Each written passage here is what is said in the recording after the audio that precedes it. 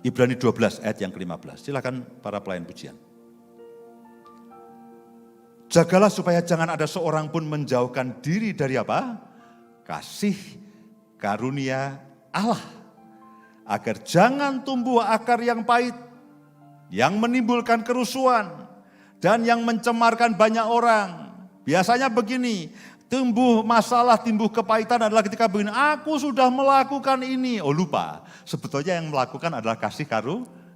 Aku sudah melayani, sekarang tidak dihargai. Aku sudah menjadi ayah, menjadi orang tua, keluargaku tidak menghargai. Aku sudah melakukan ini, aku tidak. Nah, ketika saudara mengekspos, menonjolkan akan keakuan dan karya saudara sendiri, dan tiba-tiba saudara tidak menerima sesuatu yang saudara harapkan, saudara akan pahit.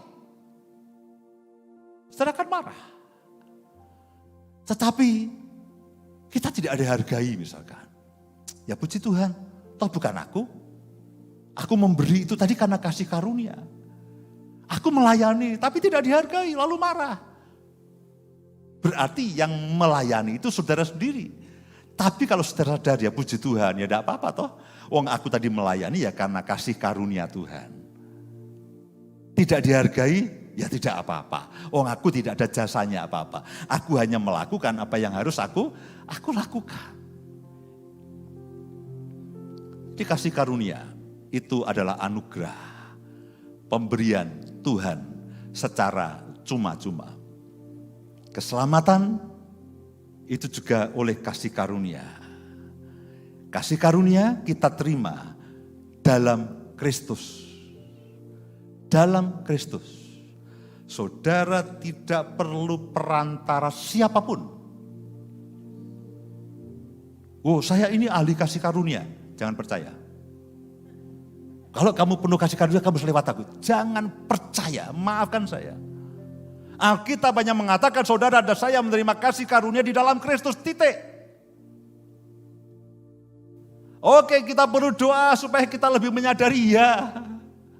Supaya kita tidak melarikan diri ya, tapi pada dasarnya saudara dan saya tidak perlu perantaraan siapapun untuk menerima kasih karunia. Karena pada dasarnya saudara dan saya sudah penuh dengan kekayaan kasih karunia yang berlimpah-limpah. Hanya saudara perlu menyadari dan jangan lari dari kasih karunia lalu mengupayakan dengan kekuatan saudara sendiri. Kasih karunia itu mega, hyper, super duper grace sebetulnya. Karena kekayaan kasih karunia yang berlimpah-limpah. Efeknya adalah kalau ada orang yang malas. Itu yang disebut dengan, Paulus katakan, aku tidak mau itu sia-sia. Aku tidak mau sia-sia.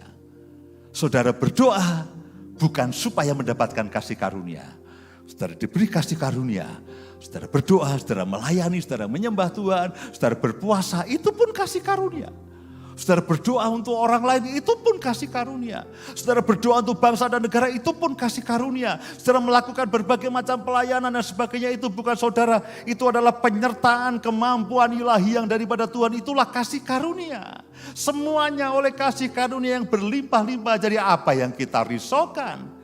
Kalau kita tidak mengandalkan kasih karunia, lalu dengan upaya manusiawi, Alkitab mengatakan kita akan tumbuh akar pahit yang membuat kerusuhan dan menyusahkan banyak orang. Dan ketika saudara punya masalah apapun, Tuhan, aku datang pada tahta kasih karuniamu. Aku bawa hidupku, aku bawa hidup keluargaku, aku bawa ke pelayanan, pekerjaan dan semuanya. Itulah yang disebut dengan kekayaan kasih karunia yang berlimpah-limpah. Hanya satu hal yang saudara perlu sadari. Aku sudah menerimanya bersama dengan Kristus Yesus. Amin.